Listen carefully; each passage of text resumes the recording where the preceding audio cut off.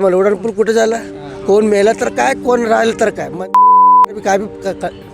काय करायचंच नाही. कुत्रं ओरडतं होतं ते फक्त बघायचं. माणूस असलं तर मनोहर जरांगेसारखं असलं म्हणते हलवतं त्यांनी बरोबर. मंत्रीला कसं हलवायचं त्याने बरोबर हलवतं. या भागात उठाणपूल होणार. कुठं झालं उठाणपूल? त्याने बी पडलं. आता दुसरा आला, त्याने उद्घाटन करून गेलं, हिने उद्घाटन करून गेलं. फक्त उद्घाटन चालू आहे. ते तर सरकार आहे, त्या मोजणी करून त्या तुमचा जागा एवढा जाणार, तुमचा जागा एवढा जाणार. कुठं गेला? आमचा बापच गेला तर वर. अजून चालूच आहे काम. नाही, जे सुशिक्षित उमेदवार आहे, जे काम करतो, जे लोकांमध्ये मिसळून राहतो, जे सर्वसामान्यांचे प्रश्न मिटवतो, या सर्वांचे बाबी विचार करून आम्ही मतदान करणार. या सोलापूरमध्ये बघा रोजगार निर्मिती व्हायला पाहिजे. कारण काय, या सोलापूर जिल्ह्यातून पुणे, मुंबई, बेंगलोर अशा ठिकाणी इथून तरुण पुढं लोक बाहेर जातात कामासाठी. पण इथं ॲक्च्युली रोजगार निर्मिती झाली तर आम्हाला बरं वाटतं. कॅन्डिडेट बघणार, पक्षाला बघून काय फायदा नाही. कारण का, कॅन्डिडेट ज्या लेवलने फील्डवरती काम करतो त्या कॅन्डिडेटच्या लेवलने आपण मतदान करायला पाहिजे. सोलापूरचे असे काय प्रॉब्लेम आहेत ज्याच्याकडे लक्ष द्यायला पाहिजे असं तुम्हाला काय लई प्रॉब्लेम. लोकांपाशी काम नाही, रोजगार नाही, काय नाही बघा. स्वतः मालक स्वतः बघते आपलं. मग ते राजकारण असू द्या, राजकारण स्वतः बघा लागलं. गोरगरिबाला कोण बघत नाही. आमच्या हक्काचं उजनीचं पाणी टेल एंडच्या अक्कलकोट तालुक्यातील शेवटच्या बबलाद नावाचा जो बंधारा आहे तिथंपर्यंत पाणी 40 वर्ष झालं आश्वासनच दिले जातात, पण कुठल्याही पक्षाकडून पूर्ण होताना दिसत नाही. तेव्हा जिथं टेल एंड बबलादच्या अक्कलकोट तालुक्याच्या शेवटच्या टोकाला बॉर्डरवरच्या बबलाला पाणी पोचेल तेव्हा खऱ्या अर्थानं आमच्या सोलापूर जिल्ह्यातील उजनीसाठी त्याग केलेल्या शेतजमिनीधारकांचा आणि सगळ्यांचा प्रश्न मिटणार आहे. पिण्याचा पाण्याचा प्रश्न असो, शेतीच्या पाण्याचा प्रश्न असो, हे मोठ्या प्रमाणात जेव्हा वाढणार आहे तेव्हाच कुठंतरी इथले साखर कारखाने टिकणार आहे. साखरेचा ज्वारीचा कोठार असलेला जो साखरेचा कोठार बनलेला होता सोलापूर, त्याच्याकडनं कुठंतरी लांब घेऊन चालत जात आहेत हे राजकारणी लोक. आणि त्याच्यासाठी कुठेतरी प्यायला आणि शेतीला पाणी आणणं आवश्यक आहे, उद्योगधंदे आणणं आवश्यक आहे. क्राईम सोलापूर हा जो विचार आता रुजत आहे त्यापासून कुठेतरी कष्ट करणारे सोलापूर, कष्ट करणारा एक दुसऱ्यांना आदर्श घालून देणारा सोलापूर जिल्हा बनलं पाहिजे. आणि त्याकडं प्रत्येक सर्वच राजकीय पक्षांनी न्यावं असं त्या राजकीय पक्षांना आणि त्यांच्या नेतृत्वानं माझी मतदार म्हणून कळकळीची विनंती राहणार आहे. पक्ष बघून सर कसं आहे, BJP सरकारचं काम एकदम आपलं करेक्ट आहे सर. त्यांचं काम जे हाती घेतात ते तडीच नेतात सर.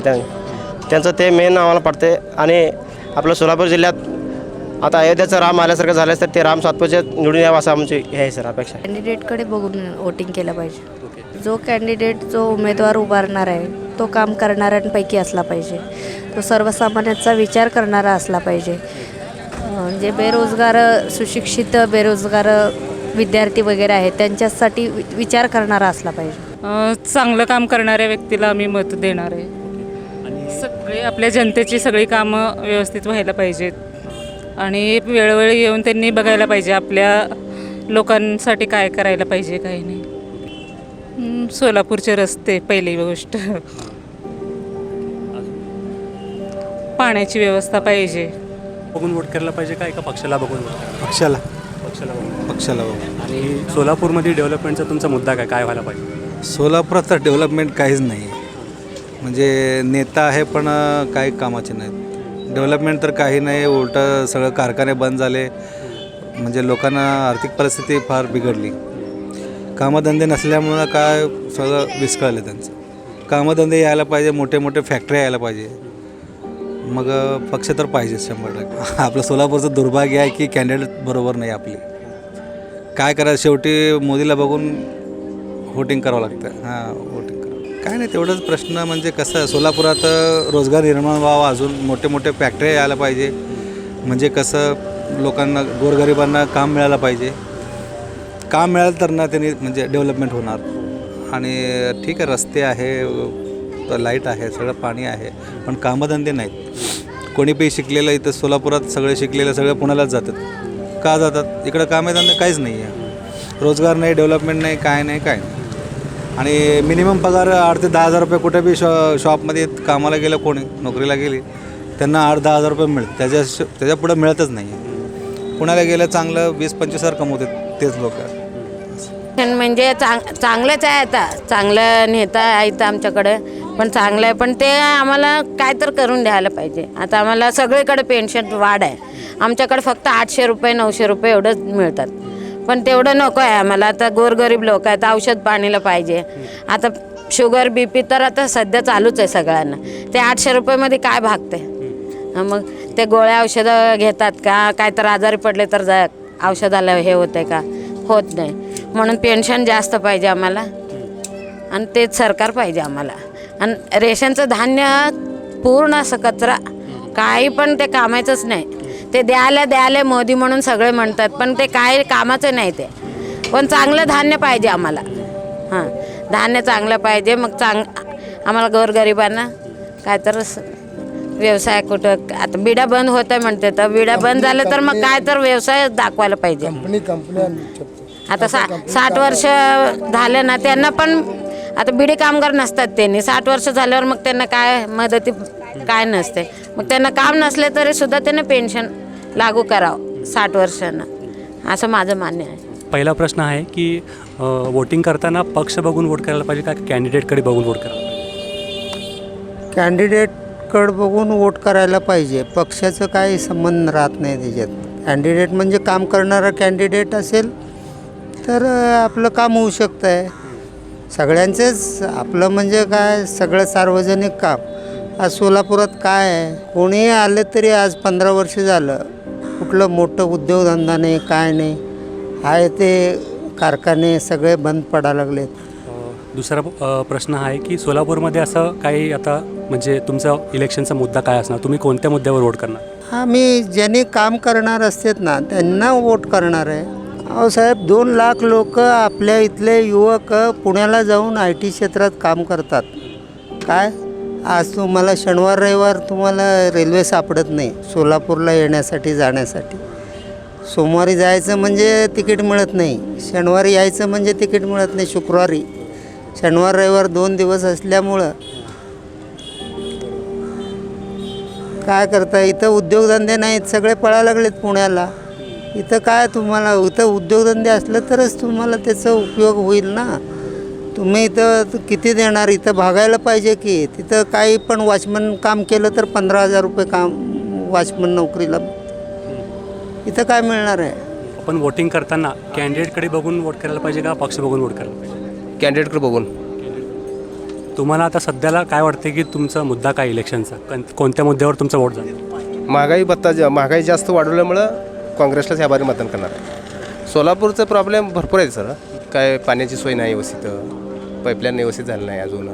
स्मार्ट सिटी काय सगळं केले त्यांनी, काय उपयोगच केलं नाही, सगळं भंगारात केलेलं काम. रोजगार तर बेकारी वाढलेली आहे. महागाई तर दुनियाची आहे. 100चा गॅस डायरेक्ट 900 केले. काय करता सांग? पुन्हा पाण्याचा प्रश्न तर आमच्या मित्रांनी सांगितलं. आता पाण्याचा प्रश्न तर आहेच. पुढे कारखाने नाही आहेत, उद्योगधंदे नाही आहेत. परवाच ते सिद्धेश्वर कारखान्याची चिमणी पाडलेली आहे. त्या ठिकाणी विमानतळ असं म्हणून विमानतळात ते चिमणी पाडली, पुन्हा विमानतळाचा अद्यापर्यंत पत्ता नाही. फक्त हे हेतुपुरस्सरपणे हे BJP शासन जे आहे ते हेतुपुरस्सरपणे वागून फक्त सर्वसामान्य जनतेला नाडण्याचं काम करत आहेत. पक्ष बघून वोट केलं पाहिजे. मतलब पक्ष कसला आता सध्या त्या बघून वोट करायला पाहिजे. व्यक्ती बघूनच करायला पाहिजे. ॲक्च्युली पक्ष असला तर चांगलं, ते भाजप पक्ष असला तर चांगलं असं आम्हाला उमेदवार बघायला पाहिजे. परंतु इथं सोलापुरात कोण आहे ना, आता ते कुठलं तर बाहेरच्या गावी आणून उभं केलेत आता, त्यामुळे पक्ष बघूनच हे करतात. तर तुमचा इलेक्शनचा मुद्दा काय असणार आहे, कोणत्या मुद्द्यावर? भाजपचा मुद्दा काय असणार? काय म्हणजे डेव्हलपमेंट कुठल्या क्षेत्रामध्ये काय? डेव्हलपमेंट काय, रस्ते झालेत आता, सगळे झालेत, गल्ली गल्लीत सगळे झालेत. राहिलं नाही काय काम जास्त. बेरोजगारी वगैरे आहे म्हणतात. हां, बेरोजगार आहे बघा, काम पाहिजे सगळ्यांना. पक्षवाले का बरं? आजकाल काँग्रेस लईच वाईट वळणावर चालला आहे, भ्रष्टाचाराच्या नादात आहेत आणि भाजपचे विकास कामे चांगले झालेत. आपले सोलापुरात पण काही कमी झालेत, काम पण चांगले झालेत की जसं की वंदे भारत आला आहे सिद्धेश्वर स्वामी यांच्या निधीतून. आणि आपले सोलापूरचे पण भाजपचे अंधेर चांगलं करायलेत काम. तर आता आपले रामदादा नवीन उमेदवार आहेत, त्यांचे माळशिरस तिथं त्यांचा आहे सत्ता, तो चांगले तिथं विकास कामे केलेत. तर आम्हाला पण वाटतं आहे की त्यांनी सोलापूरचा कारभार चांगला सांभाळणं. रामदादा हे युवा पिढीचे चांगलं नेतृत्व करायलेत आजकाल. मग त्यांनी आपले युवा पिढीचे प्रॉब्लेम सॉल्व करतील आणि ते शिक्षण क्षेत्रात पण चांगले कामगिरी केलेत. कॉलेज शाळा वगैरे डेव्हलप केलेत त्यांच्या माळशिरस इकडं. मग होईल चांगलं रामदादाच्या नेतृत्वात. पक्ष आमचा भाजप आहे, तर भाजपकडं तुम्ही कोणाला पण द्या, आमचं समर्थन असणार. आणि मुद्दे काय वाटतं की सोलापूरमध्ये काय डेव्हलपमेंट पाहिजे, अजून काय सोलापूरमध्ये फर्स्ट म्हणजे बेरोजगारी चांगलं वाढावं, गोरगरिबांना चांगलं भेटावं. आणि आजकाल बघायला की रेशन कमी केलं आहे आणि फ्री असं काय तर योजना चालू केल्या मोदी साहेबांनी. ते चांगलं आहे, पण बेरोजगार आणि गरिबी आपल्या कमी व्हावं सोलापुरात.